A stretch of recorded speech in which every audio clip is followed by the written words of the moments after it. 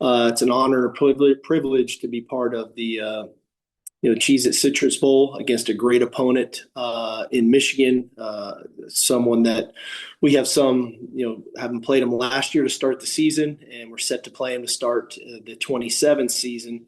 The opportunity to play a quality opponent like them for our team to extend our season is one that we're looking forward to. It's an opportunity for us to go win 10 games for the third consecutive season, something that hasn't been done at the University of Texas since 2007 through 2009. So we've had a great season. We've accomplished a lot of great things with one more goal in mind now of going to win in the Citrus Bowl. With that, we'll open it up. Well, we appreciate that, Coach. We'll start off with Kirk Bowles. Kirk, you can unmute. Go ahead whenever you're ready. Steve, how big a letdown was it not getting in the playoff? And do you think Ant Hill and any other players will opt out of the bowl game? I think there's obviously a level of disappointment of not making the CFP. I thought that we put a body of work on the field. We stated our case. They made their decisions of who they felt was worthy and deserving of being the 12 teams to play in that tournament. And you have to respect that. That's the system that we put in place. Congratulations to all those teams that are in that tournament that get that opportunity.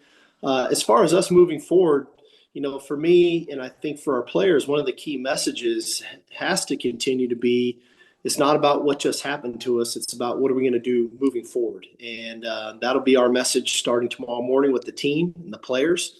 Naturally, we're going to have discussions with a variety of players, some that have NFL aspirations, some that may be thinking about potentially going to other schools. That's the reality of the state of college football right now. But I think, jumping to that too soon and making an emotional decision, I think can be where we can make a mistake. And so we've got to be cognizant of that's the reality of the state of college football, but also let's make sure that we're making really good, conscientious decisions with the right information and not do anything out of with emotion or frustration. And so that'll be the process starting tomorrow. And I'm sure it'll take a little bit of time to get to the final number of who may and who may not play. But that's okay. We've got a really young football team. We've got a lot of good young players that are chomping at the bit for their opportunity to play. We're going to get a lot of extended practice time. Essentially, this is going to turn into another spring ball for us, where a lot of young players are going to get an opportunity to show how much they've grown and developed over the season, and with the opportunity to potentially play in this game where this game doesn't count against their eligibility. So looking forward to all parties on our team hopefully contributing to the success in this game. Well, thank you, Coach. We've got a few hands up. We'll go with Bob next, then Eric, then Anwar. Bob, you can go ahead when you're ready. Hey, Coach, with Notre Dame's decision to opt out of their bowl game, I'm curious, number one, did you even consider that? But number two, how rippling an effect can that have on college football and the bowl process in general? Which part? What rippling? Teams opting out? I'm sorry. I just want to make sure I answer the question correctly. I think we've got to unmute Eric again to finish the question. Okay, I think that was the question, though. Yeah. Okay. Yeah, sorry, Coach. Yeah, it was. Yes, sorry, I couldn't unmute. Yeah, that part of it. Just how big an effect can that have on college football?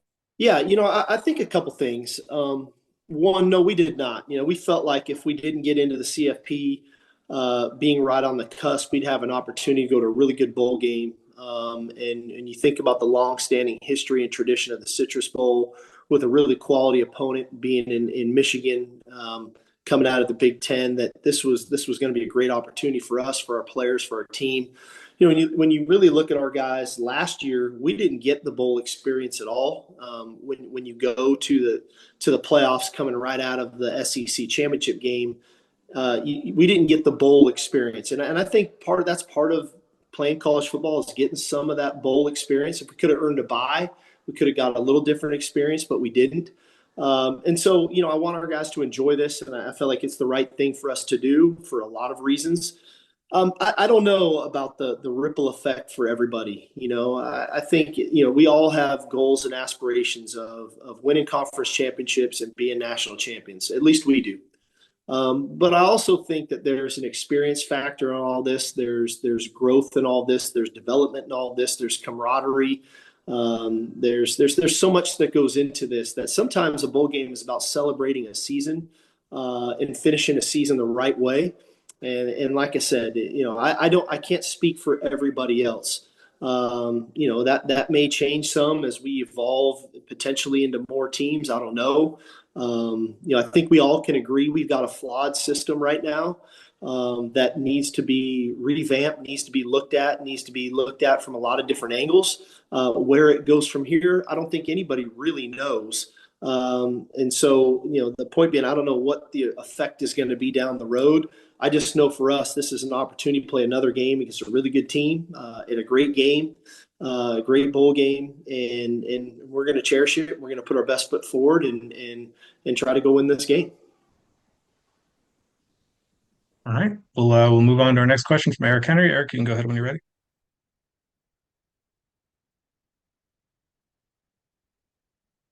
Sorry about that. Steve, when we spoke with you, I believe it was last week, you really emphasized wanting to see the best 12 teams compete for a championship. And, take obviously the playoff discussion is done for your team, but just as someone who coaches in this sport and has been in this sport, your entire career, how close do you feel we are, or the sport is, to seeing the top teams play for a title? I mean, I think we're close. Again, I honestly believe we were closer when we were at 4 teams because the committee really had to narrow it down to 4 who are the 4 best teams to go play, and we were in that playoff 2 years ago.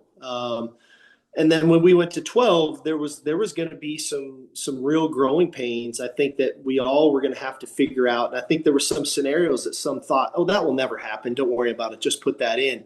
Well, it's happened. We've got 2 G6 schools in the playoff right now, and congratulations for them for the seasons that they had and winning their conferences and their opportunities to go play in this game. But I think the overall consensus would be there's probably a few other teams that college football would like to see in this tournament. But in the end, I think in my mind, we were going to have to go through some of this to try to get it all right. I would love to be on the other side of it. Don't get me wrong. But I think the one thing we've learned under the current format, we've got to win more games, and we've got to win the games that are right in front of us.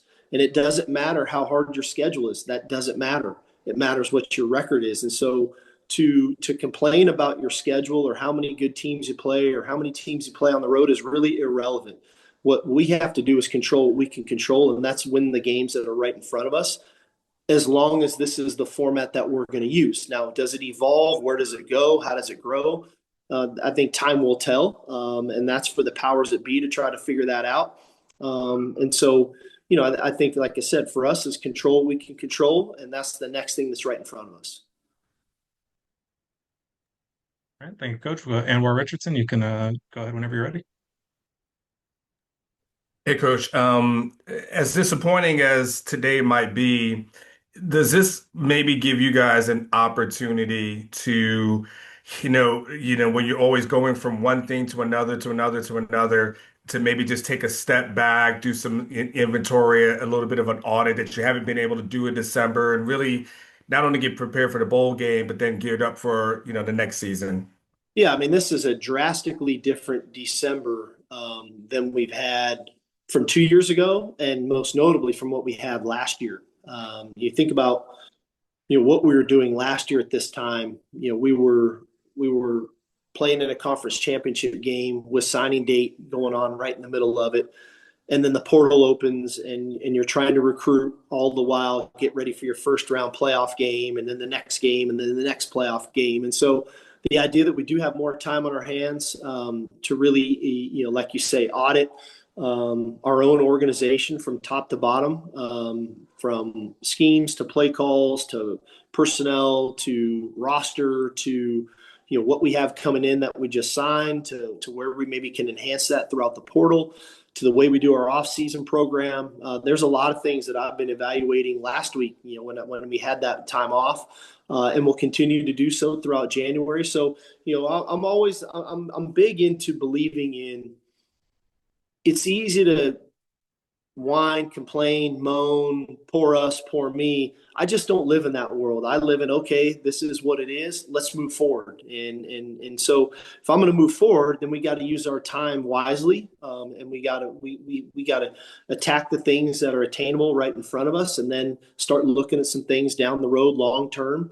And this time gives us an opportunity to do that. So again, we're gonna use it wisely, not only from a coaching staff perspective, but a player perspective, to make sure that we are not only putting ourselves in the best position to play well on December 31st, but putting ourselves in the best position to have a really good, 2026 football season as we embark on that next year. All right, we'll take one from David Eckert and followed by Cedric Golden. David, go ahead when you're ready. Hey, Steve, appreciate the time. Is there anything built into y'all's contracts, whether it's revenue sharing or NIL, that incentivizes players to play in bowl games like this one rather than opting out? No, we don't. Appreciate it. Thanks. Yep. All right, we'll have time for three more. We'll take Cedric Golden, then Roger Wallace, then Corey Mose, and we'll cut it there.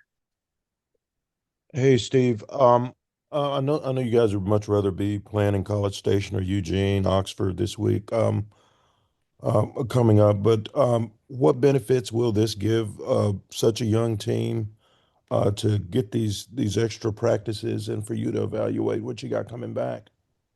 Well, I think it's the quality of the opponent. We're playing a Michigan team that won 5 of their last 6 games. They've got elite players. They've got a fantastic young quarterback who got better as the season went on. They've got a really good young runner. They've got talented, really good schemes on both sides of the ball. We know that from facing them a year ago. And so I think what it does, it raises the competitive level for some of our younger players and an opportunity to play them and to get them in the game, but also some players that have been developing as the season's gone on. Can we continue that growth? To really springboard us into 2026. And like I said, the first goal is to go win 10 games because we're always trying to do things that haven't been done around here for a long, long time. And the idea that we can win 10 games this season for the 3rd consecutive season since 07 to 09, that's a pretty big accomplishment for this group to go along with, as we touched on, beating our rivals for back-to-back years and beating OU by double digits 2 years in a row, beating Arkansas by double digits 2 years in a row, beating A&M by double digits 2 years in a row. Those are some really cool things that this team gets to hold on to. And so I want to make sure we go get that 10th win for them. But also, yeah, to your point, for the younger players to get such a quality opponent in such a great bowl game, I think is going to be a great experience for them that hopefully, next year the goal is to be in the playoffs. But if we're not going to be in the playoffs, let's be in the game that's closest to the playoffs that gives enough feel and energy and competitive spirit so they have an idea of what they can look forward to next December. All right. Next question we'll take from Roger Wallace. You can go ahead, Roger, whenever you're ready. Hey, Sark, along those lines, is this a chance for you and the staff also to kind of gauge guys and the fact that it may not be the playoff, but just to see how they react the next couple of weeks and into the game as far as their work goes? Well, I think so. And I think also, one thing that we're going to look at that we haven't quite had we didn't have the luxury of last year, but we had in going into the Washington game and the Sugar Bowl is how do you manage the time off? I'm really looking at this schedule in December with a forward-thinking mindset as well. If you have an opportunity to win an SEC championship and then you get that extended layoff to that bowl game, okay, in that playoff game, what are you doing with the time to keep your team fresh, to keep your team not only fresh but yet competitive with the physicality? And so this gives us an opportunity to tinker with that as well too, for the future of hopefully we get back into that spot where we've been the last 2 years. And if we do that, maybe there's some things in our scheduling that we can do better than we did the first time around a couple years ago when we were in the Sugar Bowl against Washington. Thank you, Coach. We'll wrap up here with Corey. Corey, you can go ahead when you're ready. Thank you for taking the time, Steve.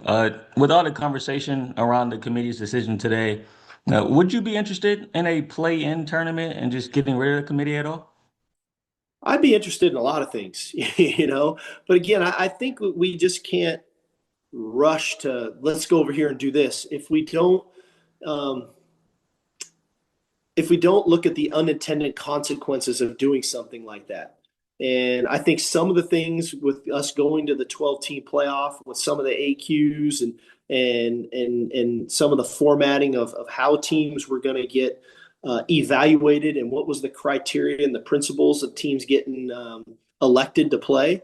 I think that needs to be evaluated first before we start talking about more teams, before we start talking about playing games, who's playing in, how do you earn those opportunities? Like those are the things, because I think there's unintended consequences that come with everything. And we have to drill all the way down on this stuff because we're finding out there were some unintended consequences with this format that they're going to have to work themselves through. And so there's a lot of work to be done, and we've got some great people working on this stuff. Don't get me wrong. The leadership is really good, but we can be better. Just like we can be better as a football program, I think the CFP can be better, and I think we all can probably agree on that.